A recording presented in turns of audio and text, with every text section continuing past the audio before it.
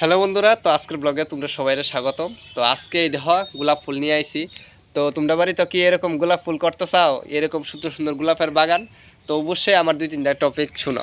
তো এই দেখো গোলাপ ফুল গাছ বড় হইলে গাছের ভিতরে একটু খৈলের জল দিতেইব। আর এইভাবে দেখো গোপর শুকানি আছে, তো শুকায় সেরা টপটার ভিতরে দিলই মানে গোলাপটি এই বড় বড় সুন্দর সুন্দর হয়ে যাবে গা। মানে কষ্ট করতে হবে, মেইন কথা হচ্ছে কষ্ট করতে হবে, তেলে কষ্ট পাইবা, ঠিক আছে? মানে একটা কথা আছে না, তো এই হচ্ছে কথাটা। তো গোলাপ ফুলটি কেমন লাগছে? তো কেউ যদি মানে সবাই কিন্তু আমার ডাল নিয়নের কথা কয়, কাঁচাদারের মানুষ বিশেষ করে ভিডিওত কমেন্ট করে কইবা, হেমনে কইলে আমি রিপ্লাই দিতাম না। এই হচ্ছে কথাটা। আর এই দেখো খুব সুন্দর কিন্তু গোলাপটি, তো কেমন আইতেছে জানি না ভিডিওটার ভিতরে। আমার কাছে তো সামনের থেকে আর সেন্টে, গোলাপের সেন্টে আলাদা একটা মানে গোলাপের গন্ধ থাকে না, কিন্তু আলাদা একটা সেন্ট থাকে। তো সেরকম আমার কাছে খুব ভালো লাগে।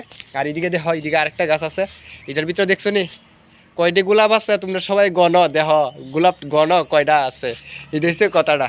তো গণলে বুঝবা তোমরা সবাই, আর নাইলে বুঝবা না। এইটা হচ্ছে কথাটা, ঠিক আছে? তো দেখা হইতেছে নেক্সট ব্লগে। Tata tata.